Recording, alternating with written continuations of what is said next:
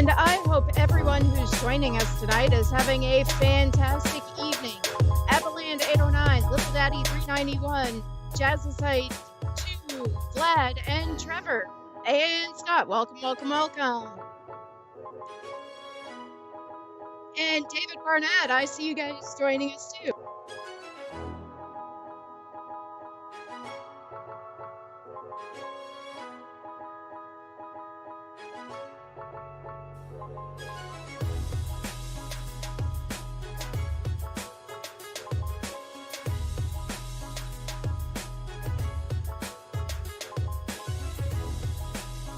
Slim Pickens, how are you doing tonight?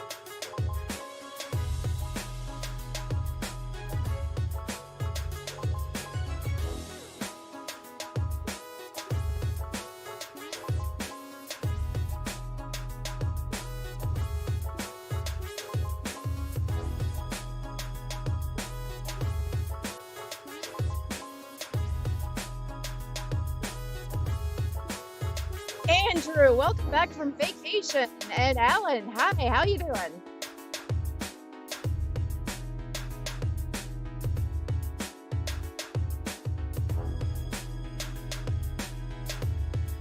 Michael James Lee, welcome, welcome, welcome.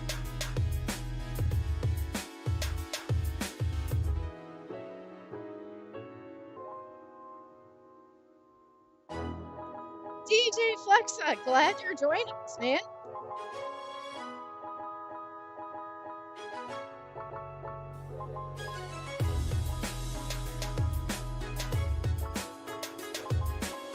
Anthony, yes, it is you. And Chester, greetings.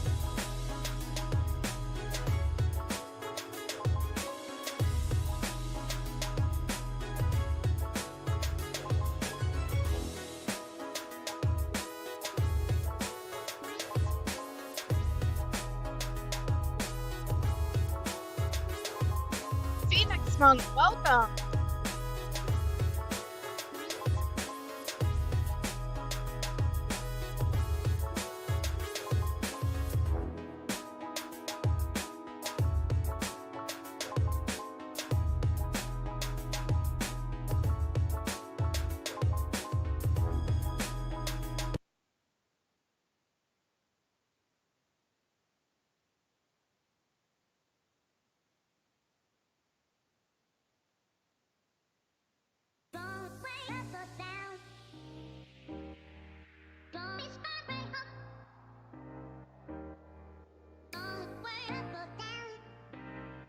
Hey guys, we do apologize for the music jumping a bit.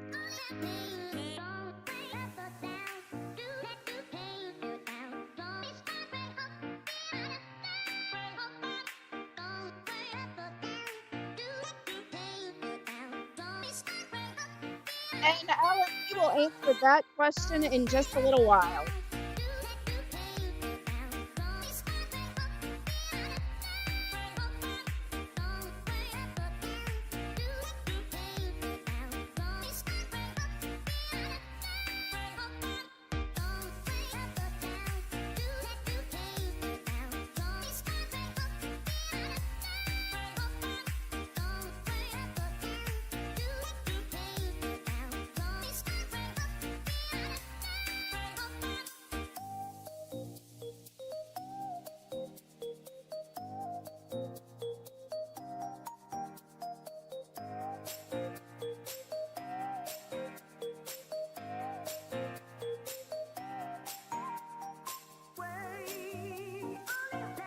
And guys, if the intro video lags, we are just going to go ahead and go live. It might be a little bit early, but...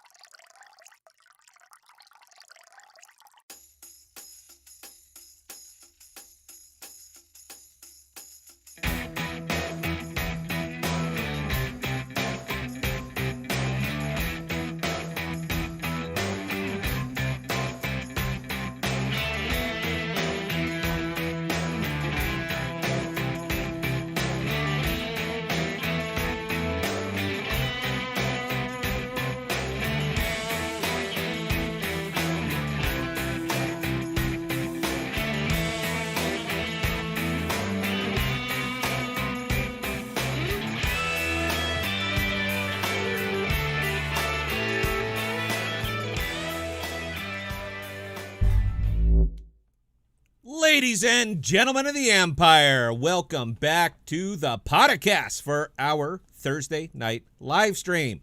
The Podcast, I keep doing the wrong thing. The Podcast is your home for rational crypto reporting and objectivity, leaving emotion at the door and discussing what we like, why we like it, and where we see it going. The focus of our channel is companies that use crypto and not so much crypto companies. And there is a distinction. One appeals to 6% of the planet, and one appeals to all of the planet. And from an investment standpoint, broader the market, greater the opportunity. I am your host, Scott, pragmatic investor who has won and sadly lost fortunes. But I'm still not quite getting the YouTube thing. So I appreciate you guys bearing with me. And joining me, as always, is my co-host as well as the greatest producer of all time, Belle. Say hi, Belle. Hi, everyone, and thank you for joining us tonight. We have a tendency to talk about what others are not talking about and bringing the focus onto use case cryptos because, as we know, these are what drive the market and bring innovation to a world that desperately needs it. The status quo is no longer acceptable, and it's time for a technological revolution. Welcome to crypto and welcome to the Podocasts. So how are we all doing this fine evening, Empire? I dare say that we might have found a new floor, little under a nickel. I'm not upset by this. You should not be upset by this. And do you want to know why? Because this is what you wanted. I went back deep diving through the Reddit and actually looking back through comments on my early videos. And this was requested by the Empire. Everyone thought that once it listed on Coinbase that it was gone, baby gone. I did not. I made videos about it and everything. But the crypto market as a whole, not the Empire, but the crypto market as a whole, tends to believe that once something lists on the Coinbase, there is no looking back. I made a video. I never put it out. I called it the Coinbase fallacy. I was getting so much hate for the ones that I put out before, and I was just like, you know what, you guys go ahead and do your thing. But I coined the Coinbase. I coined the fallacy. I am funny. Belle, am I funny? Yeah, well, to some people, yes. Yes. Okay. That's a very dodge. I've been telling people for years that I am funny, but you know what? If you have to tell people you're funny, you're not. You're not. But I digress. I enjoyed the pump as much as anyone. And although I do not scalp as a day-to-day practice, I absolutely will if speculators let me. And that one was telegraphed to hell and gone. I know we've said it before, and we will say it again. AMP's value comes from usage and not liquidity. Now, I've been writing just walls of emails arguing this with viewers. I don't even know if they're viewers or just folks who email me. And they send me just pages of stuff illustrating how wrong I am about everything that I'm saying about AMP, how I am absolutely wrong on it. But reality seems to be on my side on this one. I'm not going to call out any names of the people who sent me these emails. Your anonymity is safe with me. You know what? Keep writing. But what I am saying is that no matter how hard you try to make your case with anecdotal evidence and try to prove you are right by pointing to the condition of another crypto, I will stand fast and say that AMP is not like any other crypto. It is a crypto in name only. Flexa is not a crypto company. They are a company that uses crypto. They are world-facing, not so much crypto-facing. They are not building the better DeFi. They are utilizing the DeFi to build the better pay rail. I am 100% right on this. Anybody wants to have a go at me, the phone lines are open, man. I am not hiding behind anything. But let me get back to this, to the price currently. And I'm going to spin the straw into gold. Absolutely.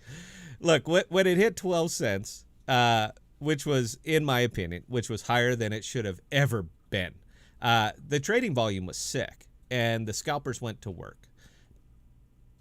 You know what? I'm not proud of it, but I did as well. What I think one of the best trades I've made in AMP so far was letting go of my liquidity position at 12 cents. It's like there's just no way, man.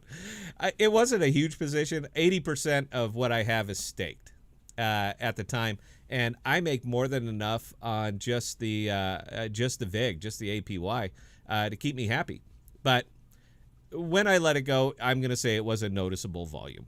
I did it because I am a pragmatist first and foremost, and I will take money if people will give it to me. It's nothing personal.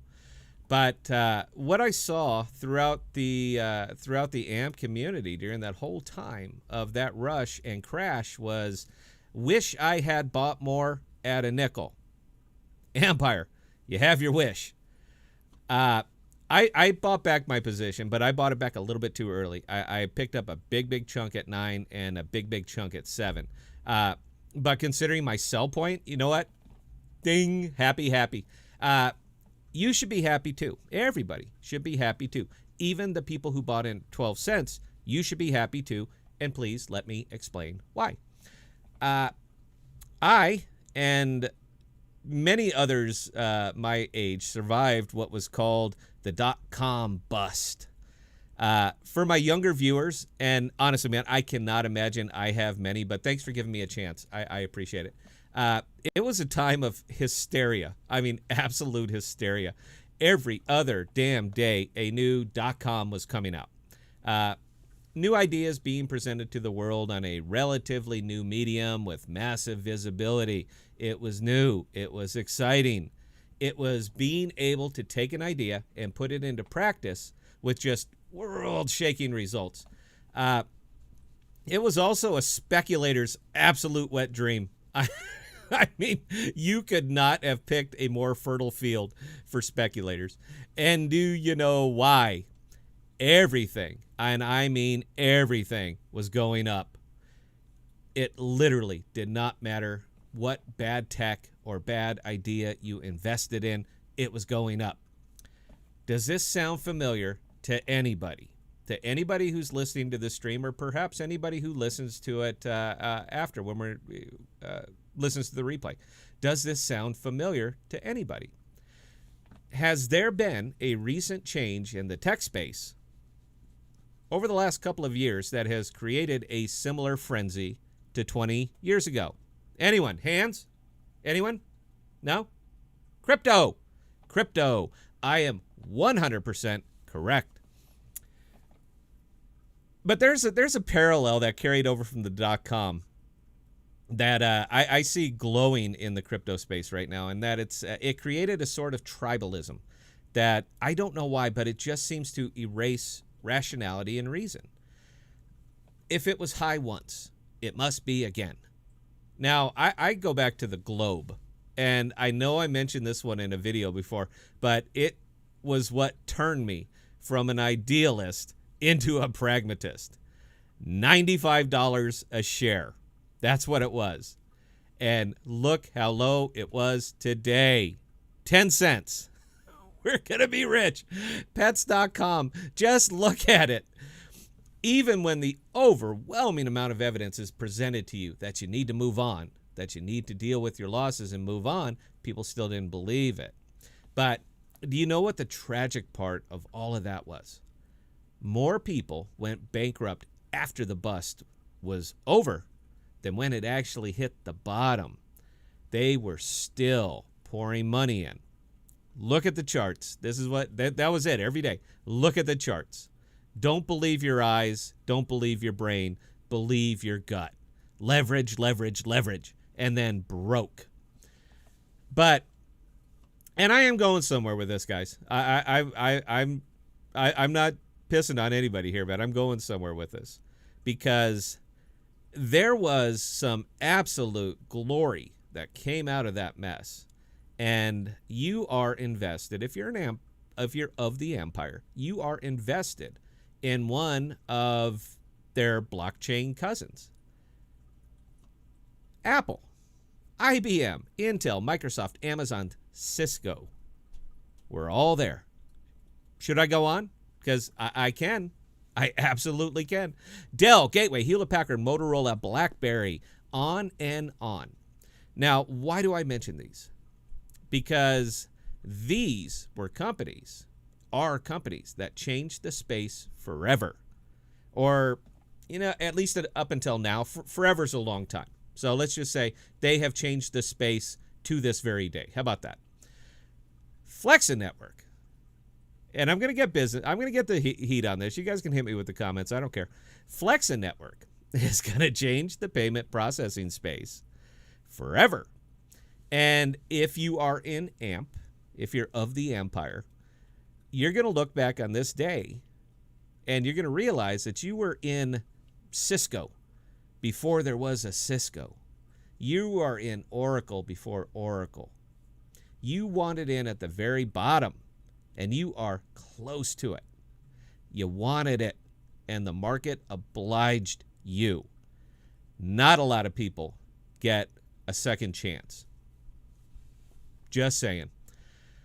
So I know I'm gonna hit it. I'm gonna see it in the comments. We don't erase anything unless it's just absolute. I had somebody up there posting, dropped a comment. Man, this guy must have been off his meds or something. Bell actually responded to it. You remember, who was that guy? What the hell was that about? I am not sure, but he made some references to BitBoy and flat out said that BitBoy had made some comments about you. Now, I am not going to dog BitBoy, but he flat out started the comment with, "You're giving your opinion." We have mentioned numerous times this is opinion editorial. Do you guys ever go down and actually read the comments in the videos? Because some of these are pretty damn funny. Yeah, this cat was off his meds. I don't believe BitBoy mentioned us. Something tells me that the million-plus subscriber, dominator of the crypto reporting market did not look down at a measly little AMP channel and say, you know what, those guys, yeah, they're doing it wrong. I'm pretty sure that that didn't happen. But where I was going with this, guys, is I know I'm going to get the business for the monologue. I'm going to see it in the comments. Shill. But I like to add context to my shilling and make what I consider to be apt comparisons. And I'm going to make one now, which I hope will reinforce my position and why I believe that Flexa will thrive, absolutely thrive. Now, the metaphor is a stretch, but you know what? I'm allowed to stretch on the live stream, and I am, in fact, opinion editorial. Suck it. The entire world knows Windows. This is my metaphor, by the way. The entire world knows Windows. Most people cannot even operate a computer without it. When you say command line to them, they draw a blank. They don't know what you're saying. If there isn't a little icon to click or an app to open, they are pretty much done with it. They have no idea what happens when they click that icon or open that app. And they have no conception of the type of programming it took to build it or the infrastructure to support it. They just know that they want to buy something at Amazon, so they click it. Great, you are a user. But there is another group of people who do know what command line is, who do understand the back end and the logistics. Linux, folks. I went Linux. I'm not going to get into Mac, people, because I know nothing about it. I've never owned one, no idea. And sadly, my brain is full, so if I have to learn something new, I have to forget something I might need. So if I learn Mac, I'll probably forget AMP because, it's in front. Anyway, the entire world knows Windows, but very few know Linux. However, I would argue that the bulk of new tech that is being developed is not being developed for Windows. It is being developed for Linux. Entire data centers are running Linux racks. It's a better system, more adaptable, open source. It is a superior product that most people have no damn idea about it. Nothing. I'm getting to my point. Bear with me. I'm getting to my point. Windows has peaked. It really has. You know what? They're rolling out Windows 11, and you know what? Can you just not wait for it like you can't wait for the new iPhone? Until I looked it up, I didn't even know there was a new version of Windows coming out. Didn't care. I will never forgive them for Windows Millennium. But Linux, however, soldiers on. Linux Mint 20.2, the Debian edition, Ubuntu, etc. It's a better product with a lot more potential. It's a product that was created for developers by developers. Here's my point. Thank you for indulging me. Flexa is a product that was built for developers, merchants, the people who are actually utilizing its features and see immediate results from those features. They are bringing innovation to a space that is still running on Windows Millennium, like Visa. So my point, everybody seems to be taking an absolute position that it has to be one or the other. I spend time on the Reddit, guys. I take a lot of look there. I wasn't able to post. I didn't have enough karma. I think that was a little bit funny to me because, you know, if you could find a better advocate for AMP than ThePodocasts, I'm all ears. But I couldn't post on the Reddit. That was funny to me. But it doesn't have to be absolute. It cannot be absolute. Linux and Windows both exist in the same space at the same time. Now, one is growing rapidly and continues to do so. One is very, very stagnant. Visa and Flexa can exist in the same space at the same time, and they will. But while one of these will fight to just maintain its market share, one will be aggressive in pursuit of the market share and give the merchants a better experience, a faster experience, a safer experience. There's a term that gets thrown around a lot, but people don't seem to really be processing it here. It is simple: adapt or die. And I hate to use this metaphor, but I'm going to, because you know what? I'm in the zone right now. I'm having a good time. I got the juice. So you know what? I'm right here. And here's the metaphor I'm going with, you guys. You ready?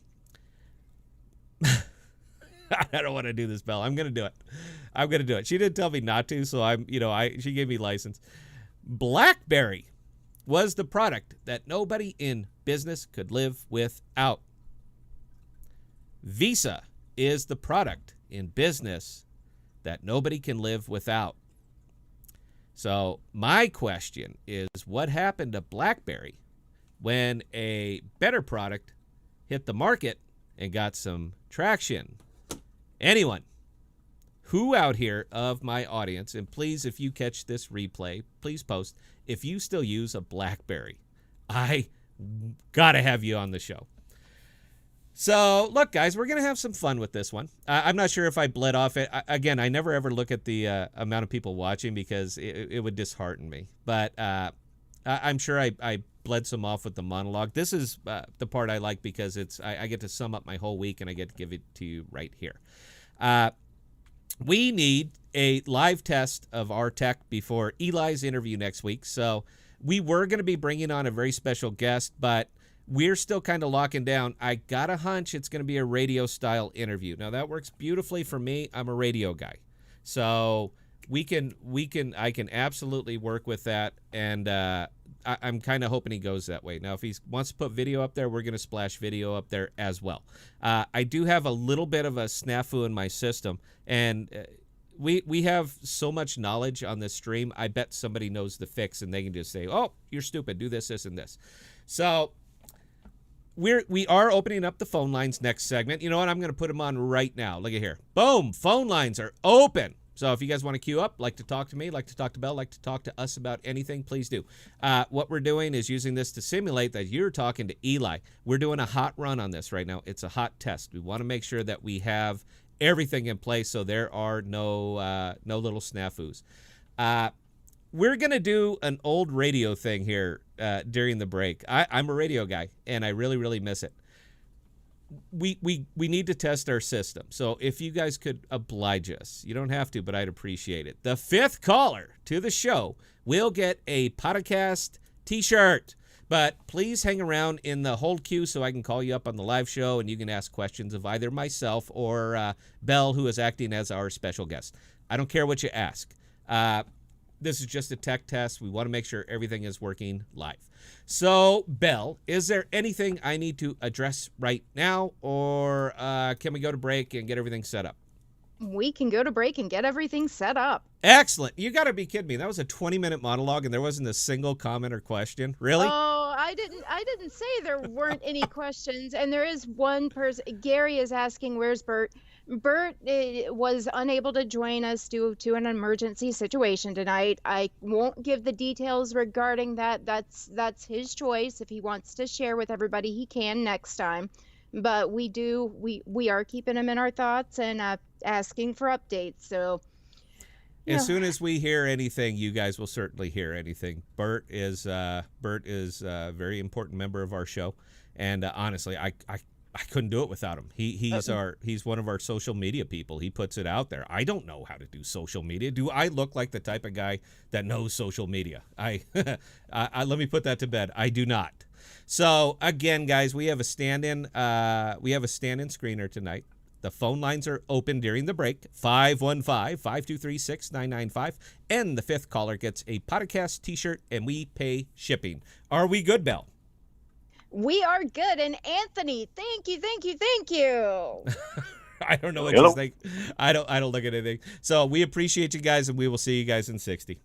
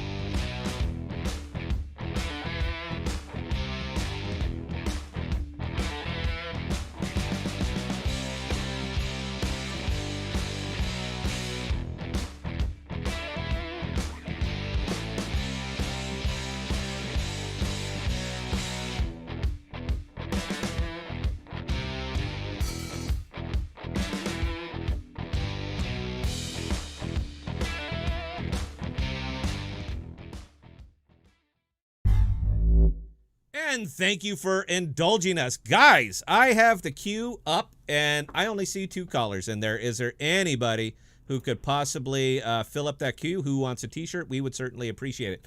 So I don't have anything written out. Guys, we're going to simulate this. Ladies and gentlemen of the Empire, allow me to introduce to you Mr. Eli Noto from FlexaHQ. Eli, how are you doing this evening? By the way, Belle, that's you. I'm doing very, very well this evening. How are you doing this evening, Scott? Sir, I am super, super excited to have you here. And I really want to thank everybody for allowing us to perform this test. Thank you for indulging us, guys. We are going to start calling up Mr. Noto. Any other time, I would let you just read, and do your thing. I know you're giving us an hour. He's giving us an hour, by the way, guys. I appreciate that. I know you're giving us an hour, but we're just going to jump right into calls, if you don't mind. And the first one we are going to take is Zeno, and Zeno would like to talk about AMP. Zeno, how are you doing this evening, sir? Is this Scott? It is Scott. Hey man, it's Dino, long-time listener, first-time caller. Dino, I'm sorry, man. We got an absolute rookie call screener in there right now, and he put Zeno, so that's what he heard. Thank you for calling us here on the podcast. Do you have some questions, sir? Please serve it up. Yeah, that's awesome. I've been a longtime supporter of AMP. Kind of got into the crypto business in early November and kind of started seeing the whole thing play through.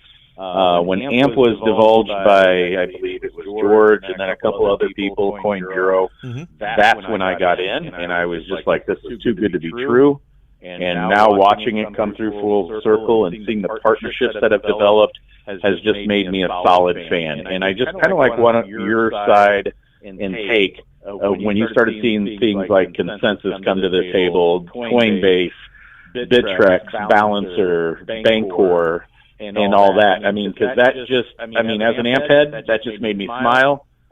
table's yours. I just want to say thanks for the Joe Ramone T-shirt. I'm the one who won it, and I love your show. Keep it real, and thanks a lot. Outstanding, sir, and I appreciate the call on that one. So yeah, I've been in AMP since around since December. It was sub penny, man. So I was buying big chunks back then, because as soon as I looked at that white paper, I knew right then. There was no doubt in my mind that I see it as, and Eli, please feel free to chime in if you think I'm wrong on this one.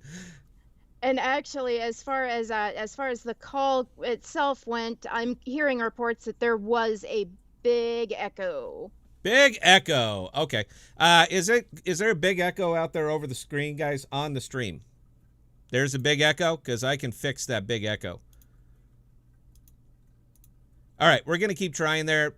Again, guys, this is the tech test, and I appreciate it. Everything on here sounds real clear to me. We are wrapping our audio a lot of different ways, so I appreciate you indulging me, and we're going to see if on the next one. I'm going to come back to that question. Dino, I'm not going to miss it. We are going to be pulling up Chester, because we got to make sure that our audio is going out good. Chester, thank you for calling the podcast, sir. What would you like to talk about? Just helping out with the audio. Loving the show. Had a question about AMP and Flexa. Your opinion on when they might branch out beyond just North America and Canada and start expanding possibly outside to the rest of the world, especially with their relationship now with Incom. It's kind of funny that you should mention that. I did a video about this very thing. And, Belle, could you poll the audience, make sure that they heard the audio that was coming over? Because I want to make sure that is dialed in and clear. It's a very good question. I happened to do a video on this very thing.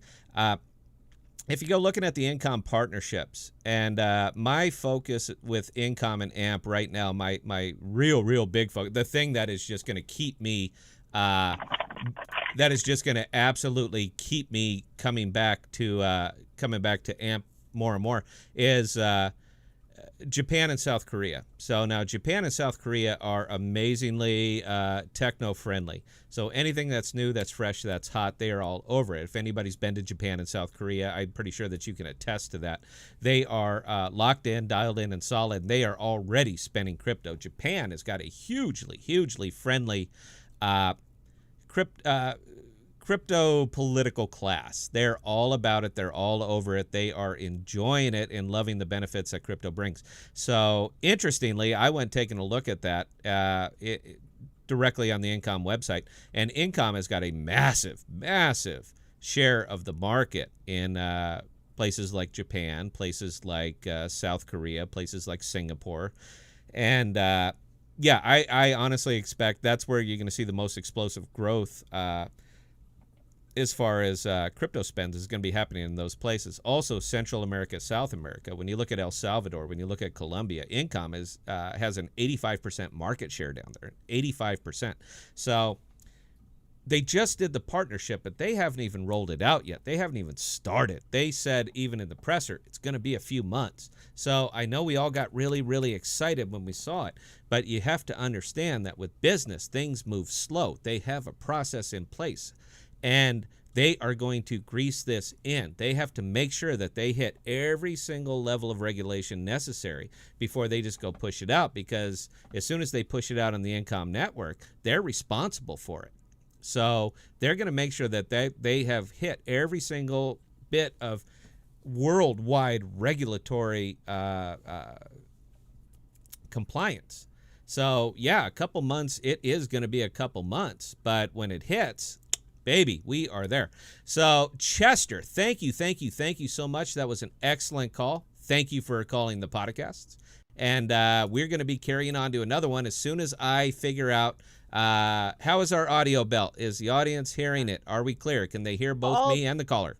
All the reports are saying it's all good now. There's no echo now. Beautiful. Then you know what, guys? I think we're just about there. We are going to go to Jason. Jason, I don't know where you're from, Jason. Jason, where are you from? I'm from White Plains, New York. How you doing? Baby, I could not be better. How are you enjoying this fine evening? It's pretty nice. Good, nice evening. Not too hot, you know. Nice summer day. Loving it. What do you got to talk about, man? Talk to me. Well, I'm brand new to everything. I've been watching your channel for about a month now. Great information, and I love that you don't do the prediction stuff or to the moon stuff or whatever. No. But I'm just building my amp supply. I got a few thousand coins. I just wanted to know, is it worth staking since I don't have a big amount yet? That's going to be different for everybody, man, and it really comes down to gas fees, a lot of it. Now, they're remarkably, stupidly, amazingly low right now. For me, personally, I wouldn't stake anything less than about $50K. I think that's fair because you're going to recover that staking fee over a period of a month or two, so I would wait till it was right around there. There's no problem keeping it in liquidity, man. There really isn't. You're not getting the benefits of the 3.86% or whatever, but it's hanging in there. With the volume that you have right now, it's probably not worth it. Probably not worth your time. I'd be waiting until you hit about 50K. 50K is a real good number for me to set in. But you know what? You are new to this, man, and we're trying to poll this right now, Jason. You're my perfect target audience. Do you know how to stake? Do I know how to stake? No, Yes, sir. I just I saw your video you did on it. Said go to the Flexa network or whatever. Mm-hmm. I got it in my trust wallet and everything, and just do it like that. Pay the gas fee. Beautiful, right? Beautiful, man. We get more comments. Belle, do we get a lot of comments on staking? Oh, yeah. Oh, yeah. So I yeah. counted at least 7 people asking, and thank you, Furious I Storm and appreciate you, Trevor, for Todd. That's all I linking our wanted to ask. staking Just videos basic. in those comments. I appreciate it, Jason. Yeah, But yes, we get a lot. we get an awful lot of these, man, and we want to make sure. Hey, Vlad, talk to me, man. Did we get our 5th caller? Did somebody get the T-shirt yet? Vlad ain't gonna talk to me. I'll tell you what, from my count, guys, we need one more caller. The next person who calls the show, I don't care what you talk about, you get a podcast T-shirt. We pay the shipping. We promised that it's a radio thing for me, man. Come on, indulge me a little bit, guys. We piped the show to the hold queue, so you're not going to miss anything. And we are going to go with Trevor. Trevor, my absolute perfect fact checker. Trevor's the official fact checker for the podcast. So as soon as I step out of line on anything, he scalps me right in front of everybody, pulls my britches down and just smack, smack, smack. So Trevor, what do you got on your mind tonight, sir? Hey man, well, everybody's got their part to play here. So I'm not complaining, man. No, keep me honest, babe. That's what we're about here. So I do have a question. August 4th, EIP 1559 on Ethereum should be implemented. Yep. And my question is, what are your thoughts? How will that impact staking, AMP, etc.? There's a lot around that, man. Now we're talking about obviously, babe, look, you'd be better able to answer that question than me, man. You are the node guy. You make these damn blocks. You know all this stuff. So I'm pretty sure that I would literally bring you on the show to talk about this particular thing. Anytime you start to add, when you start to pile onto the Ethereum layer, man, it's always going to get a little bit sketchy, a little bit dodgy, man. The entire network basically has to, patch and reboot. So I don't know what's going to be coming out the other end of this. And you guys know, man, if I don't know, I'm not going to say it. I don't want to be that guy that oh, no, it's going to be fine, man. It's going to be great. It's going to go to 50 cents. You can stake for a nickel. I'm not going to be that guy because to me, that's almost like giving a price prediction. So I don't know on that one. But I'll tell you what, man, give me a couple days. Let me really drill into it, and I'll give you my opinion. I'm pretty sure you have an opinion on it, Trevor. I'll tell you what. What is your opinion on it? What do you think is going to happen? Well, how about this, Scott? How about you do some research, look it up, and then, because I'd rather hear your opinion. I hear my opinion all the time. No, I get it, man. I get it, babe. All right, look, give me that, and if we go on Saturday, we may or may not. It depends, man. If the weather's nice, I'm going to be sailing. If it's not, we're going to go live. Yeah, let me look into it, and if you guys could pop us on Saturday, I'll tell you what, man. I will give 10 minutes talking about this very thing. It's tech, it's higher level tech, so we tend to lose some people during that, but I think it's a good question, and yeah, it affects all of us. So yes, I would also like that answer. So give me till Saturday. I will come back and give you a good, solid response. I'll give you my opinion. Trevor, how's that work? Sounds great. Thanks, man. All right, man. We'll take care. All right, and we have who what I believe to be our 5th caller. I think we have Seth. I don't know where he's from. My call screener is a rookie. He's not putting the where you're calling from, so it makes it a little rough. But I think you're in a car. Seth, are you in a car? Hey, yeah. What's up, Scott? Awesome, man. Hey, are you our 5th caller? Vlad didn't tell me, so I think you are our 5th caller, right? Yes, Seth is caller number 5. Cool. Awesome. Thanks. Yeah. All right. Hey, man, get a hold of Bella at ThePodocasts.com. Tell her just tell her your size and tell her where you want it shipped. We're not pulling you for your address, but if you don't tell us where to send it, we can't get it to you. You follow? Anyway, Seth, what you got on your mind, man? Talk to me. Hey, so I just barely found your channel. It's awesome. I really appreciate the information. I appreciate that, man. Yeah. And I was just more curious on your technical background and your career history and your path. I kind of listened to a lot of your videos, and I'm just more curious about you, and because you have a lot of good insights, and I trust your opinion. It seems a lot more trustworthy than a lot of other YouTubers out there. Oh, I don't know about that, man. Like, let me say this. The very first programming language I ever learned was called BASIC. That's where I started programming, and it was called BASIC. The very first computer I ever had was a TRS-80 Model 2 color computer. And for the Empire folks, let me tell you, this thing was hot, hot, hot. It had 16K of memory. It was a computer. When you turned it on, after you plugged it into the television and you turned it on, there was just a flashing cursor. It knew nothing. It knew absolutely nothing. It just did its thing. I kind of went through the whole range as far as tech goes. We went from that to a Trash 80 Model 3. When I was older, I got one of the first people to buy a computer with an 8080 Alpha processor. So if anybody remembers that was good times.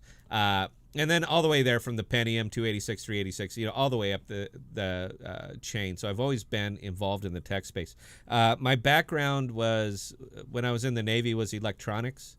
And I went from there to industrial power. So if I'm talking about data centers, if I'm talking about data centers, I only do it because I'm in them every single day of my life. Power quality, power distribution. So what I'm saying is that I'm around these things. So anytime I start talking about cloud and getting very excited about it, there's a reason for it. I'm not just pulling it, out of the bum. I'm in there. I know what it is, what it takes, what it costs. I know all of these things. So I'm not. It's not really an NDAA thing. I mean, I'm not really disclosing anything. I'm just I'm speaking from a outside the building, but I know what goes on inside the building as well. So I've been in tech all of my life. I've seen these things. I've seen them develop. I've seen them grow. So when I see something good, I just latch on to it because I've seen this before. I have seen all of this before, and sometimes history does repeat itself. So did that answer your question, Seth? Do you feel good about this call? Yeah, I do. And as I've been reading the white paper, the AMP white paper, it's been, technically challenging to digest, but it's helpful having some of the insights that you give on your channel. So I appreciate it. I appreciate it. Let me ask you this, man, as long as I got you on the phone. If you could ask Eli one question, who is the Director of Business Development for FlexaHQ, going to be on the show next week. If you could ask him one question, what would that question be? Oh, man, I feel like I don't know enough to know what to ask.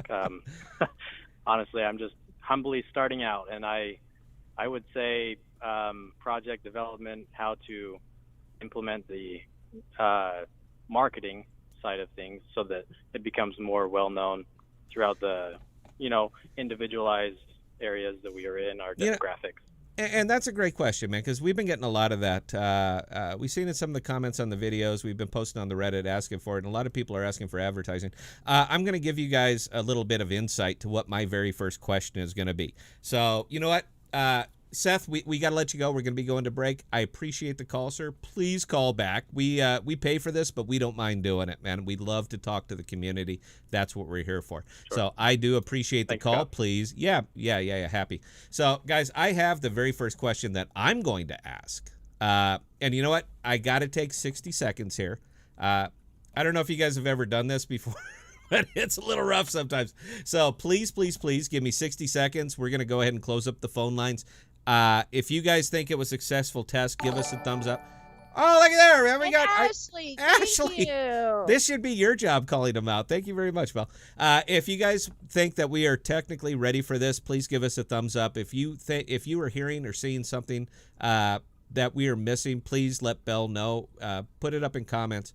Next week, Eli is here, and he has already stated that he's ready to come back. So we're trying to get you guys a direct line to FlexaHQ. That's what we want to do. That's what we're trying to do on this channel.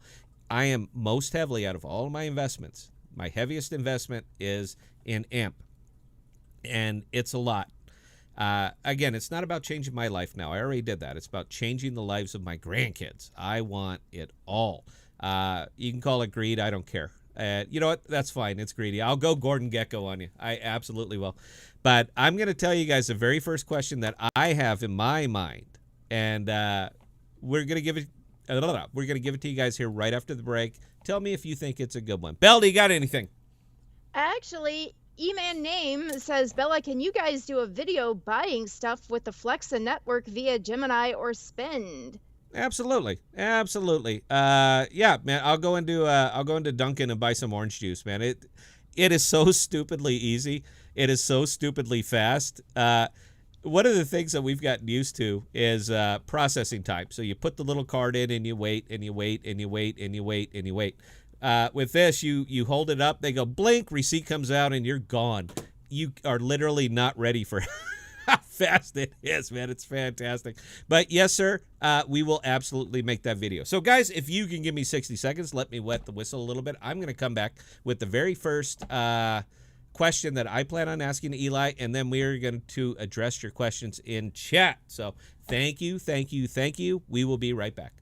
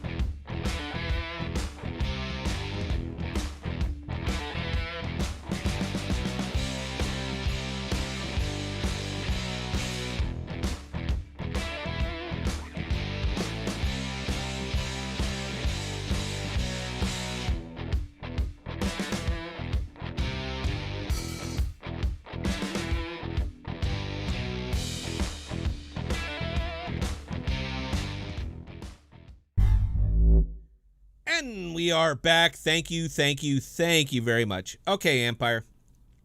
And I have to assume that most of you guys are Empire. I know because I put out an Orchid video today and just nobody watched it. I'm not trying to shill it, man. I don't care. But it is such a good product, and it's such a good VPN. And you know what? I'll tell you what, man. Next, if we go on Saturday, I'm going to stream through the VPN. I'm going to stream through Orchid with this level of quality. Right now, we are pushing 14,000 kilobytes, and I'm going to do it through Orchid. If there's any better way to represent that product, that this is just better, blockchain VPN is just better, decentralized is just better, that's how I'm going to do it. So here's the very first question. It's not the very first. There's kind of a process when you have a guest, and I don't want to scare the guy away. I want him back. You guys want him back. We want the superhighway right into FlexaHQ. So I'm going to do everything I can to make that happen. But the question that I want to ask him, and I don't even know if I can, but you know what? I can. I don't know, Belle. We talked about this, didn't we? Yes, we did. Yeah. We did, and I think it's an amazing question. So here's the question I want to ask Eli. Can Flexa process Fiat transactions? That's my question. Now, we all know the answer. We all know the answer to that. The answer to that is yes. Flexa is asset agnostic. Doesn't care what you put into it. It will process fiat. So the answer he's going to give me to that question is yes. So I'm, of course, going to hit him with a follow-up question. My follow-up question is thus, do you have plans for Flexa to process fiat transactions? That's my question. That's my big, big, big question. I don't think he's going to answer it. But if he does, then you got your answer right there. And if he says yes, you need to go buy more AMP, because that means everything that I've been saying over the last months and months and months that we've been doing this, everything I've been saying is absolutely right. Crypto is the beta test. Crypto is the proof of concept. Crypto is to show the world that they can do it better, faster, safer, cheaper, that they can do all of these things. And after that, the jaws of the Flexa network are going to open up, and you're going to see Pac-Man in it. You're going to see Pac-Man going down the Visa network. Jugga, baka, baka, baka, baka. That's what you're going to see. So that's the question I'm going to ask. If you guys think that that is a good question, please put it in the comments. I do read them after. So I can't see them for 24 hours. It's my show, but it has to process. So I can't even see them for 24 hours. But if you guys think that's an appropriate question for the host to ask the guest, please pipe up. I don't want to scare the guy away. I don't want him to give away. He's not going to give away any information that is not publicly disclosed. But the way you ask the question matters. So that's what I'm going to ask. I think my belief is that he will kind of dodge it. I'm going to get what I can out of that, but I think that's what's going to happen there. I hope that's what's going to happen.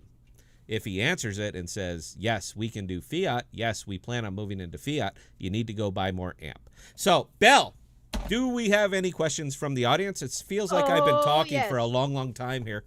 Oh, yes. Okay, what we got? Do.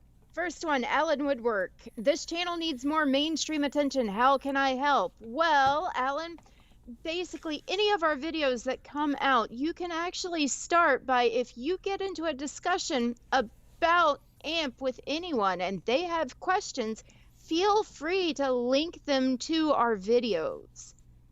Get the word out. We can't do this without you guys. You guys have permission to share.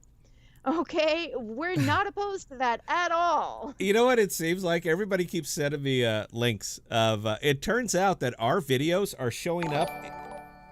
Anthony, this is Belle supposed to do that.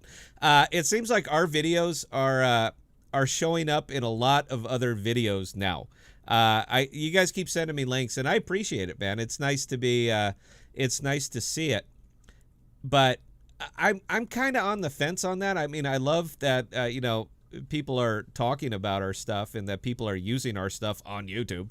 But I'm kind of two minds on this one. I want to say, you know what? Do your own thing, man. All right, we already did it. So, maybe do your own thing. If anybody who's using our stuff would like to guest on the podcast, get a hold of Bella at ThePodocasts.com. You guys can talk about it. I hope that answered the question. Belle, what you got? It did. Lifelong learners, my obligatory random question of the night, and this one's funny. This guy always zings me. Go for it. Is a hot dog a sandwich? That's almost a philosophical type of question, isn't it? So if one could say meat between bread is in fact a sandwich, and a hot dog is meat between bread, then I would probably say, from my pragmatic viewpoint, you guys know I'm a pragmatist, from my pragmatic viewpoint, I would probably say, yes, it is absolutely a sandwich. Now, if I wanted to go philosophical on it, we could start, digging into the types of meat, because hot dog is barely meat. I mean, it is, but it's the meat that you would never, that's it. It's not the meat that you go to the supermarket for. So I hope that answered the question. Belle, carry on, please. Next question, also from lifelong learners. How are you preparing for the interview with Eli next week? Do you have any questions prepared, or is that all on the audience? Any questions Eli won't entertain? Eli has already came out to us that you guys have to understand his position. All right, Flexa is not a large. They have a big market cap, but they are not a lot of employees there. So he's going to be in a delicate position. Same as Tyler, same as anybody else who goes on record speaking for FlexaHQ. As soon as they say it, it's a fact. So Eli is pretty well came on record and said that he cannot disclose any kind of the real deep inner information. They're holding my money, and I respect that. I absolutely respect that. However, because he is the director of business development, he is also taking a 30,000-foot view on AMP and Flexa, the way that I take a 30,000-foot view on AMP and Flexa. So to say that he and I won't be a match made in heaven, that would be an understatement, because I got a hunch, not speaking for the guy, but I got a hunch that he and I are both seeing it the same way, which is why I am asking questions that will become relevant a year from now as opposed to a month from now. A month from now, I don't care. Doesn't matter. AMP is long term. So what the price is today, what the price is a month from now, what the price is 2 months from now, I don't care. I don't look at the charts. I don't know what the price is. You guys remember the tracker I used to keep here? I don't even keep it there anymore. It's not that I don't want to inform you. It's that I don't care. It doesn't matter. This is a long-term token, but look at the space that they're pushing into. They are pushing into a space that is purely 100% dominated by legacy tech. These are people who cannot think outside the box.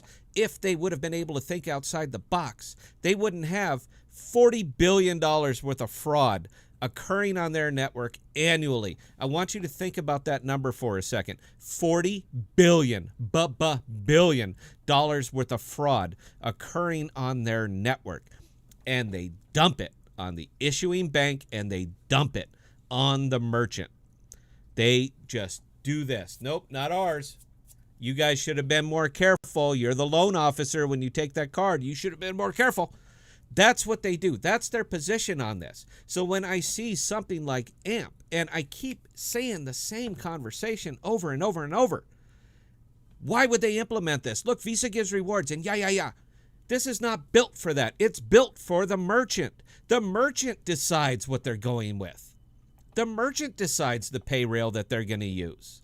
The merchant makes this decision.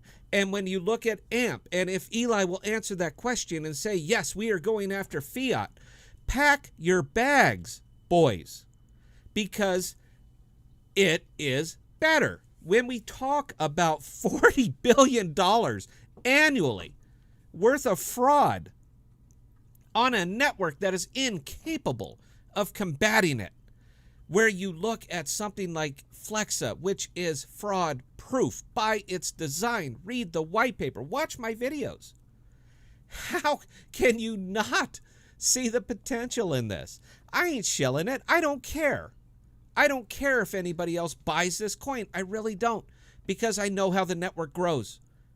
It grows by buying its own liquidity. It's genius. Absolutely genius. And when they jump, you know what? I'm ranting. You are. You got to stop me. Ranting. I'm not even looking, but I guarantee you the comments stopped. Every time I go on and on like this, guys, I am so sorry. I promise I won't do that when Eli's on. I will be the professional host. It's not my first time. But I'm sorry, man. Look, it's such a good product. It's such a good idea, and you were in at such a good time. It gets away from me sometimes. Please don't unsubscribe. I apologize. Belle, what else we got? Chester, when will Flexa start branching out beyond the U.S. and Canada? Again, the partnership that they just made with Income is clearly illustrates that they are already looking well beyond the borders of the United States. Income's big, and their overseas presence is really big. Really big. Again, Central America, South America, 85% market penetration. All right, they are everywhere. Japan, Korea, these are massive economies, and Income is there. So as far as them looking outside of the borders, I'm surprised nobody watched that video. I thought it was a good video. I talked about this very thing. Flexa is borderless. Where I say asset agnostic, it absolutely is. It is borderless. This was designed to be world facing, not U.S. facing or not one state facing. None of that. It was designed to be world facing. The Incom partnership could not have been better. I mean, it is perfect. Just the right people at just the right time to take this global. They are looking well outside of the borders before they're looking inside of the borders. I think they know the same as what I've been proposing. Crypto spends in the U.S. are not going to be popular. Not right now. Not yet. They're going to be a hold my beer, watch this sort of thing, but they're not going to be an everyday thing. They're just not. They're going to be a Dunkin' Donuts on occasion. They're going to be a Crypto Tuesday on occasion. But overseas, in Japan, in Korea, South America, this is going to be an everyday kind of thing. I'm sorry, guys. I got to mute for just a second. Sorry, somebody came to the door and we got barking dogs. This is very, very unprofessional of me. I apologize. Belle, I'm going to mute. Why don't you talk for a minute so that they can... But again, you guys never fail. You guys absolutely never fail to ask absolutely fantastic questions. And, it's amazing. We all learn a lot by the questions you guys are asking. Keep them coming. That's why. Absolutely. The bulk of my content, what I'm putting out video-wise, I'm getting from the pulse of the community. I am in every AMP, everything, every Reddit, forum, group. I am in all of them because if it concerns you, it concerns me. And I only have 2 eyes, whereas the community has thousands of them. So if they are seeing something that I might not have considered, I'm going to address it. I want to give you my opinion on it, whether it be right or wrong, but I'm going to give you my opinion because, again, if it concerns you, it concerns me. We literally are one team on this, one bank. When we stake, we are the bank. We are one group, and I want to know your mind. So if you're seeing something I'm not seeing, I want to know about it because I need to put it into my consideration. Obviously, you guys know I got the passion for this. All right, I'm all over it. But I also can't see the fine points from 30,000 feet. So, yeah, you keep them coming. Belle, what we got? All right, next question we've got is from Charty Hustle. What's going on with the Ripple judge decision? This has been going on way too long. Ripple XRP has been going on way, way, way too long. And I don't know if it's got the AMP community concerned. I don't think so. Flexa Network is, they're ISO compliant. All right. They've done everything right. So what's going on with that particular thing? I don't know if this is political. I don't know if this is axe to grind.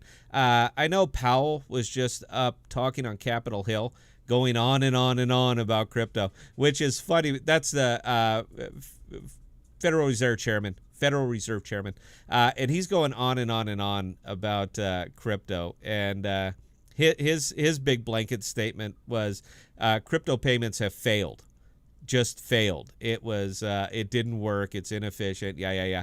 I disregard anything like that. And there actually was one of our questions in chat was, did I read the article? I promise you, I read the article. I read all.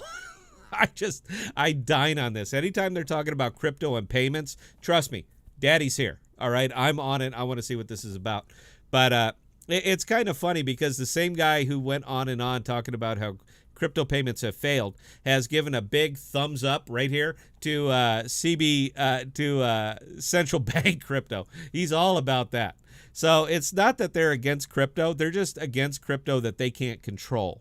That's all it is. And you really need to keep that in your mindset whenever you're reading these articles, the Capitol Hill, all this other stuff. Elizabeth Warren, she's flapping. You just have to keep in mind that they're not against crypto. They're just against a monetary supply that they don't have control over. And that's really all it is. So I can't give you a solid answer on the Ripple thing, man. I don't know. I don't know the judge. I don't know. I'm familiar with the ruling, but I don't know the judge. And I'm not going to give you an answer on that until I read about the background of the judge, because that's what matters. Not the ruling, but the background. That's what matters. We are crossing you're starting to mix politics and finances, so it gets a little muddy there. So I don't want to give you a solid answer.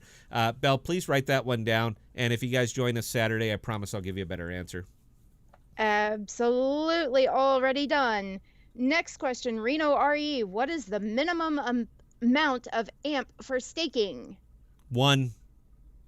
1. That's the minimum amount. Don't do it.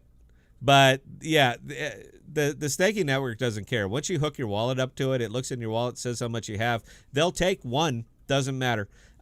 It's not like a lot of these other ones, like Theta. You need 1,000. 1,000? You need 1,000 Theta. You need 25,000 Anchor. You need, or if you're doing Ethereum, you need 1 Ethereum coin. Yeah, Flexa. To mine, I've never staked less than 1. I mean, who's going to stake 4 cents right now? But to my knowledge, they'll do 1 coin. If I am mistaken, somebody please point it out in chat, and I will absolutely correct myself. But yeah, it's they don't care. Flexa doesn't care, man. They'll take any of your money. That just reminds me of like Flexa sitting outside of a building with a little cup, saying, "Hey, help us out. Help us out. Thank you, sir. Thank you." That kind of reminds me of that. But you know what? Their network will support it. So, okay, Belle, carry on. All right. Appleland 809. Hey, Scott, I just bought the book Cryptocurrency Investing for Dummies. Do you have any books you recommend? Nope. I wish I did.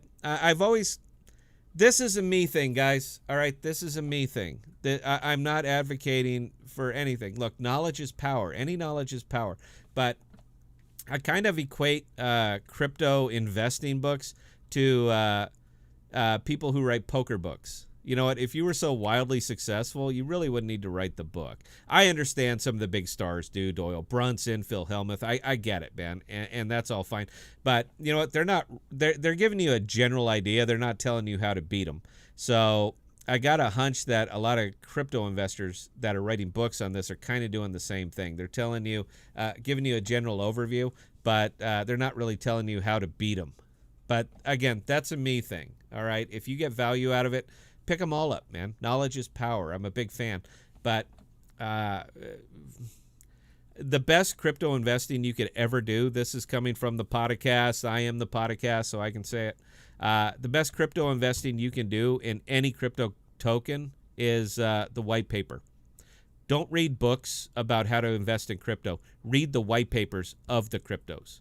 And if somebody wants to quote me on that, I think that's an excellent quote. I'm not going to get it tattooed on myself. Not like this one. This too shall pass.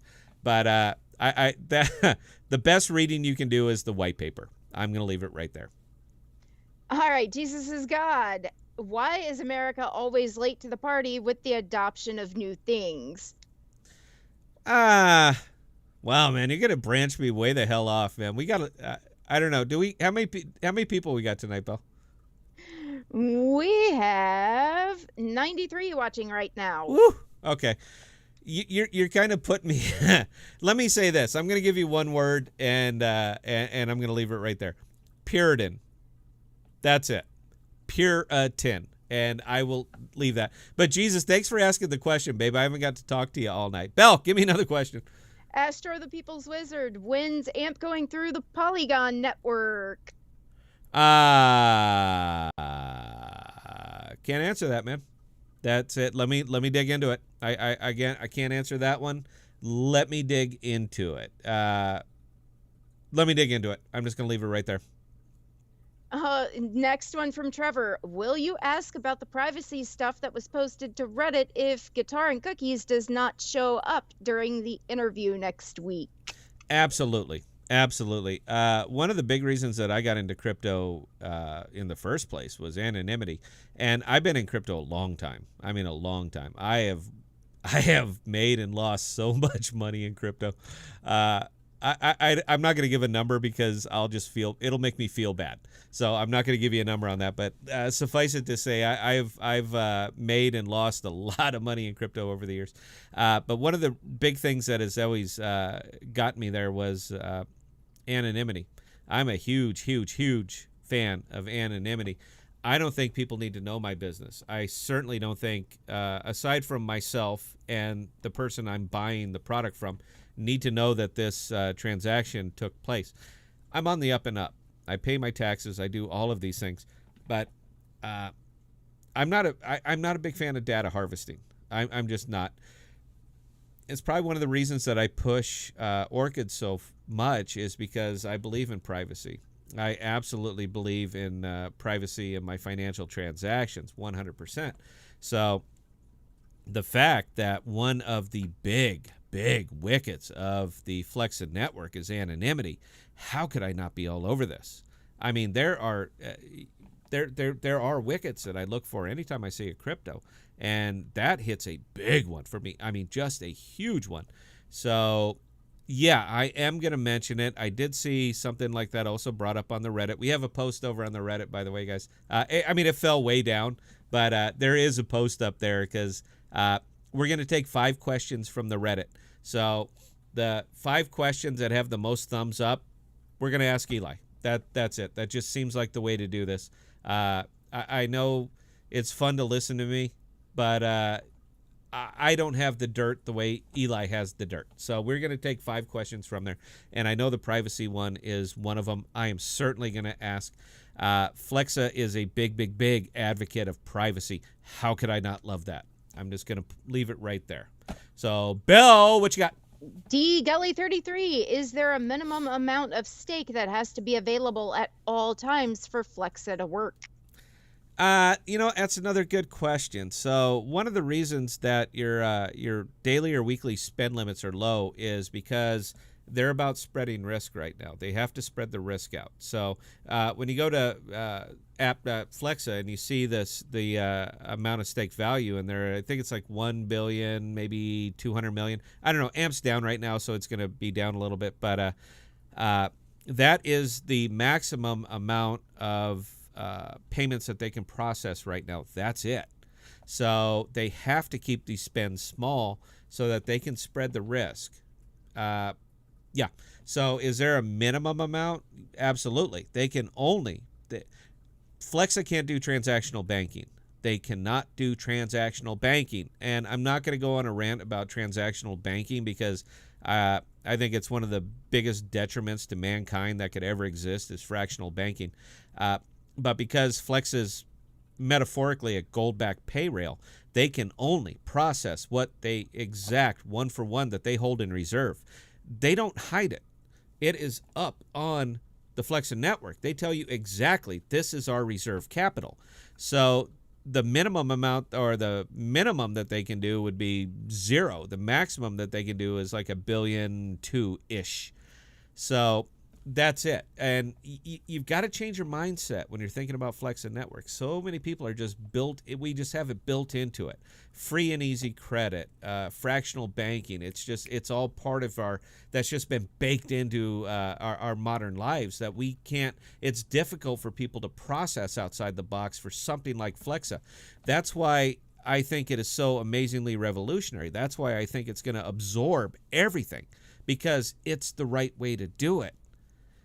And so we see a lot of these questions, and that's really what it is it's tough to wrap your head around it, that they're not a credit network. They are effectively a debit network. So they can only process what they hold in reserve on a 1-for-1 ratio. I think it's brilliant. So as it grows, they can do better. They can do more. The transaction limits go up. I talked about on a live stream a couple weeks ago. So, right now it's 250. 200, I think it's 250. If I'm wrong, somebody poke up there in comments, but I think it's around 250. 2 years from now, it's going to be 2,500. As you add a 0 to this, when it goes from 1 billion to 10 billion, then they can process 2,500. As it goes from 10 billion to 100 billion, now they can process anything. When it goes from up there, and if it hits the trillion mark, which I don't do price prediction, guys. You're not going to cut. Nope, not going to do it. I think I let it slip a little bit. But let me just say that as they add zeros, they're going to add zeros to the daily volume or the weekly volume. So that's the way it's going to go. That's the way it's going to grow. So carry on, Bill. Cat Power, how will AMP work on peer-to-peer transactions without a merchant system? The Pay with Flexa button? I don't know. I haven't looked into peer-to-peer.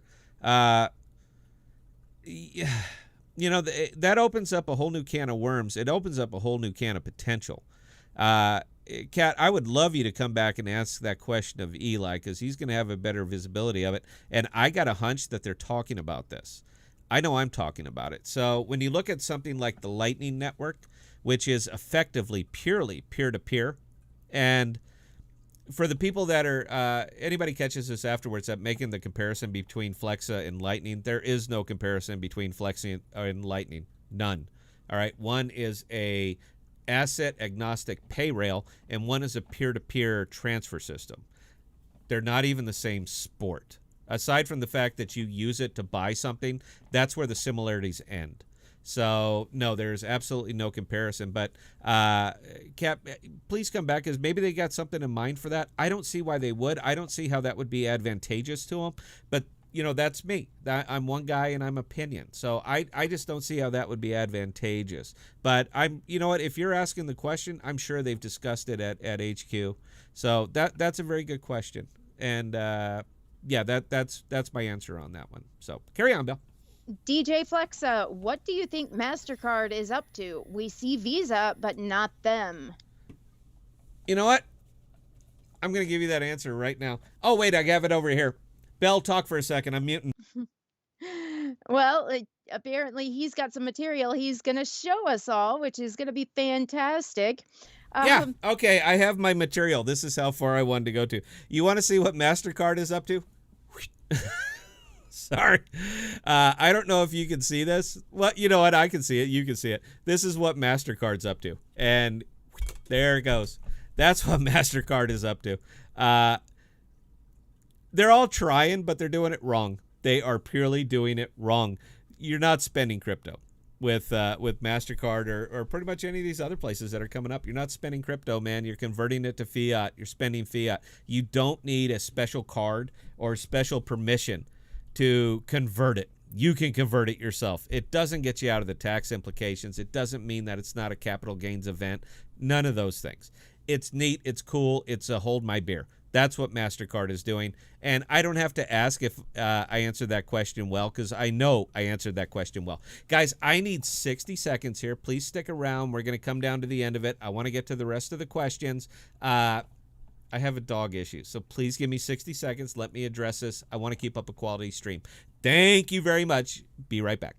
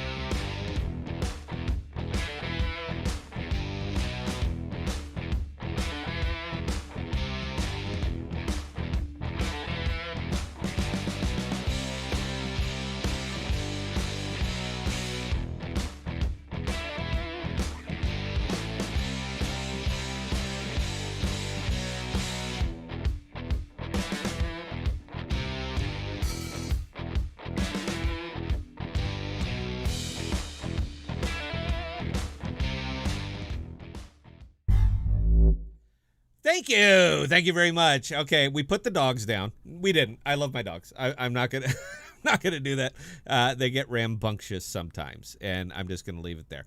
All right, Belle, let's pick up where we left off, and please carry on. Charty Hustle, what happens to the rewards for stakers and being able to recover from failed transactions by selling on the open market when all the coins have been acquired?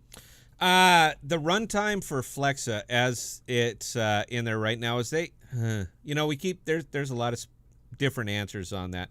If their math is good, they're not going to peak out till about 2040-ish, something like that. So at that time, I would anticipate. Wow, that's a better question for Trevor almost. I would anticipate a fork. I mean, I don't know what else they could do. Eventually, by the very design of this system, the larger it grows, the quicker it absorbs its own liquidity, and it's going to become exponential. So the more people use it, the faster it grows, and that's kind of the beauty of the system. But yes, eventually they will absolutely hit the point where there is no more liquidity, And you can't just print more AMP. You can't just make it come up. The reason that this works is because it's not Fiat. So you can't just make more AMP appear, because every bit of AMP that appears after that devalues the AMP that's currently out there. And, you can't just do that to feed your own network. So I don't know. I would say that they'd probably fork it. That would be my guess. But, guys, that is purely a guess on my part. But it's a good question because, yeah, eventually they will absolutely run out of liquidity, and at that point the network doesn't grow anymore. And further, they're no longer paying their stakers, their APY. So I have a personal issue with that, but that's my issue. So hope that answered the question, Belle. Please carry on. Life of Danny, what do you think about the Flare network? Not familiar with it. I'm sorry, man. Look, I really want to try to be as informative as I possibly can, but there are a lot of cryptos out there. Belle, please write that down. I will absolutely look into it. You guys are my eyes on a lot of this stuff. You are absolutely my eyes. There are 10,000 plus cryptos out there, and I can't see them all. We try to be savants here, so we try to be excellent in the ones that we are into and that we report on. If I don't know it intimately, I will not talk about it because I might as well give you price predictions. You know what? Here you go. I'm going to do a generic YouTube. I was looking at the Flare network, and let me tell you, 38,000%. It's going to be up 38,000% in 6 months. So if you're not in Flare, you need to get in Flare. There you go. That's not my answer. I will look into it to you. I will look into it for you, sir. Carry on, Bill. All right, Ad Designs, how long have you been in the crypto world, and how would you rate your judge of investments? When I was early, I've been in crypto a long time. I'm not going to tell you what I sold my Bitcoin at. How about that? I'm not going to, man. We're trying to build a channel here with credibility, and if I tell you what I did, you're gonna leave. My judge of cryptos has been questionable through the years, but again, I lived through the .com, and that was the first time I ever lost $1 million at a stroke. I mean, just gone. So, and that was worth a lot more back then, by the way. So I want to say that it was morally questionable. Now, I've gotten better as I've gotten older. You're not born a pragmatist. You become a pragmatist, and you become a pragmatist through pain. Investing is pain, man. Investing is pain. Investing is character. It's all of those things. And, when I was younger, I didn't quite have the discipline that I have now. So it's kind of teetered over the years. Right now, I would consider myself, you know what? I'd consider myself a fairly good investor. I've changed my parameters of what I invest in over the years. And I got to ride out 2016, 2017 pretty good. So as far as building my capital, I built it very, very well during that time. There were, a couple little booms that I was in on. So it tempered me. But when anybody who's in a frenzy, who's in the hysteria of an early market, you always get, you fall off the horse a couple times, man. You know better, but you do it anyway because, maybe this time. So, sometimes back in the day, I used to gamble. I really used to gamble. So all of these absolute carnival coins now, I would have been in them because, I believe. I didn't look at it. I didn't take a 30,000-foot view on it. I took a ground level view on it, and all I see is up, up, up. So, how can you miss? I've been tempered since then. There's a reason that the ones that are on my board are on my board because they're good investments. They are long-term investments. And I understand the mentality of the crypto market. Get rich quick, get rich tomorrow, to the moon. We're all going to be driving Lambos. Yeah. These are the same people that are now holding on to Doge at, what is it now, 19 cents? 19 cents. Still don't know what they're in. Just don't believe it. Pure tribalism. And that's it kind of permeates the entire crypto market. You see it, the way people will defend a bad position. We have one guy, he was asking about ICP right at the beginning of this, right? Belle, did I see that right? Yes. Okay. And I promised I'd give him an answer, so I went looking through it. Now, this is coming off from your question, but I want to give you I wanted to give you that lead in so I can give you my rationale for what I'm going to say about this one. I understand that it's popular. I understand that it is going through just absolute wild swings. In fact, this one probably took the biggest swing that I've ever seen. I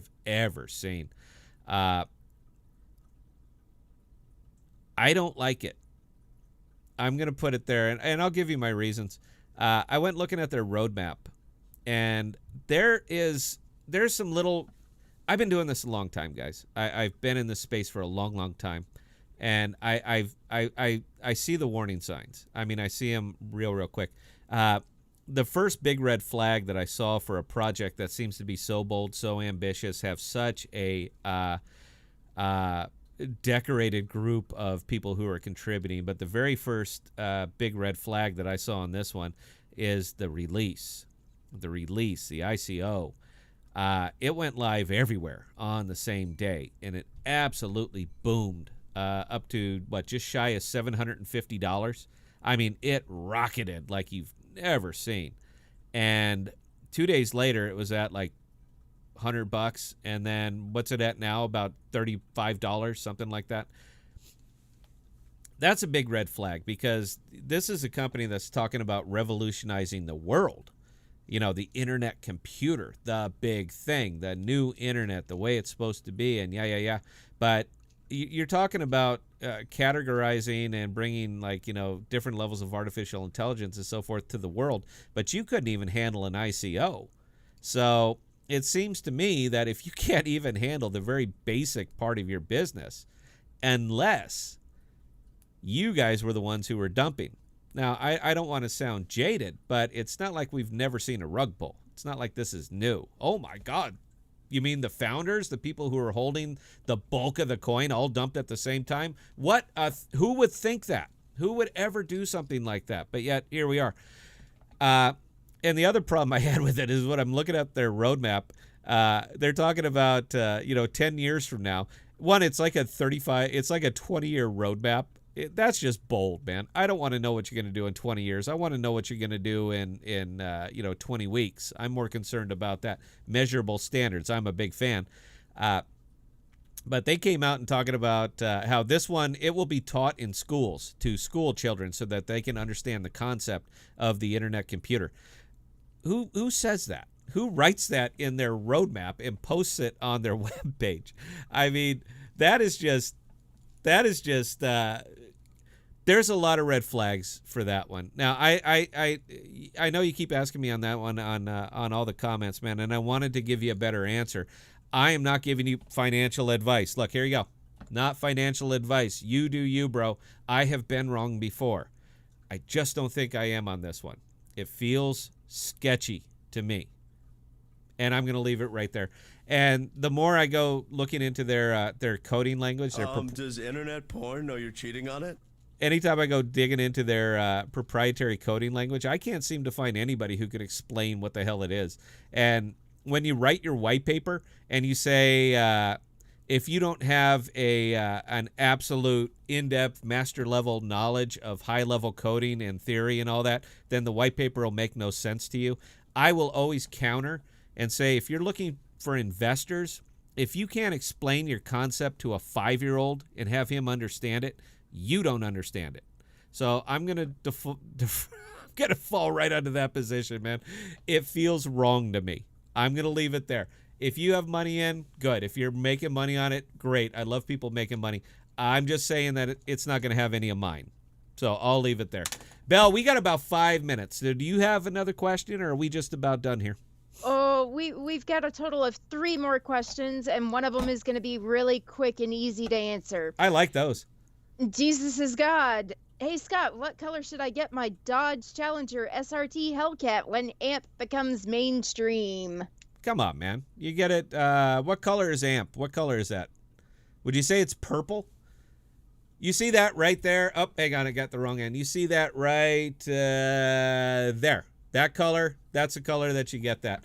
Don't worry about what your buddies say. You know the truth. So there you go. That's the color you get it. You get it. We'll call that amp color. That's a good name for that color. All I right, think so.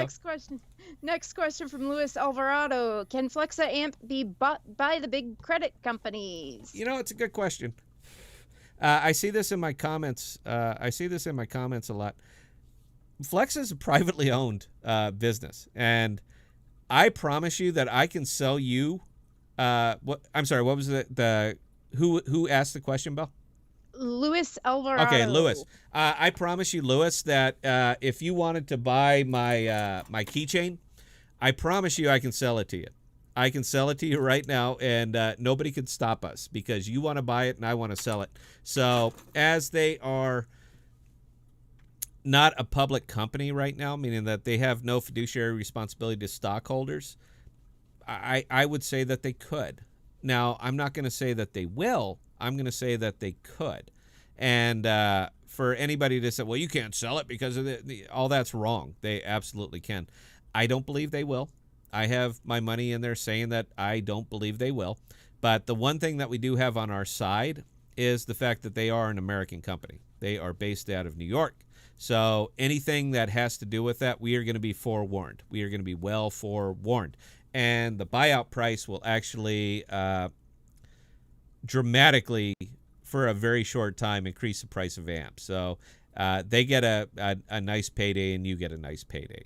Now, it's going to be the end of the dream, but you're going to be made whole plus some. So that's just, business. All right, Belle, one more question. Last question. Charty Hustle. Flexa has a pending contract with China's Digital Yuan. Do you think the contracts with sovereign nations and CBDCs will be the key to AMP's success? Woo! Wish you would have asked this on a Saturday, man. Saturday I get a little bit more apple juice in me, so I'm a little bit more free with my tongue. I try to stay out of CBDCs. I just don't like. I don't care for the concept of fiat crypto. I just don't like it, and anything that they have to do with this is going to absolutely 100% be fiat crypto. Now, there's a reason that I'm in crypto, and there's a reason that I'm in the cryptos that I'm in, because there's rules to crypto. There are absolute rules to crypto, and the very first one that I look at is max supply. So when I see some of these carnival coins with, like a quadrillion coins, I'm looking, isn't that Shiba? Don't they have like a quadrillion? By definition, they're not fiat, but the supply is so large that they might as well be. And that's kind of where they're getting into it. Now, will I be happy to profit on it? Yeah. Would it do wonderful for the network? Absolutely. Absolutely. Asset agnostic. The more transactions that go through here, the more liquidity is purchased by the network, the more that goes on the network. Absolutely. Do I think that is the make or break for this? It would just be pure wild speculation on my part. So would it be beneficial to the network? Absolutely. Is that going to be the make or break? I don't think so. But again, just my opinion. So is that it, Bill? That is it for us tonight. All right. I am muting up. You talk us out. Ladies and gentlemen, thank you so much for joining us tonight. By the way, this is the best night that we've ever had here on the podcast. I am absolutely humbled that you guys joined us for this, man. It means the world to us. I am pouring a lot of money into this because I want to make sure that I give you guys a good quality show. If you're going to spend your time with me, I'm going to give you 100% of my effort. We will never, ever, ever phone it in here. So thank you so much for joining us on this one. If you catch us if we go live on Saturday, if you catch us on Saturday, it's a little bit more loosey goosey, and I think anybody who's in there could probably confirm that. Yeah, we get a little bit looser on Saturday, but again, for me, man, I am absolutely humbled. It means the world to me that you guys will join us. So Belle's going to talk us out. I'm going to hit the button. I'm going on mute now. And thank you, each and every one of you who joined us tonight for tonight's live stream. We will definitely be back with Eli on next Thursday, 7/22 at 7 p.m. Central Standard Time. If you guys have any questions that you would like Eli to be asked, You can either call in or you can email Scott and I at scott@thepodcast.com or bella@thepodcast.com, and we will get those added to the list. Again, we thank and appreciate each and every one of you. Keep those questions coming, and we will see you next time.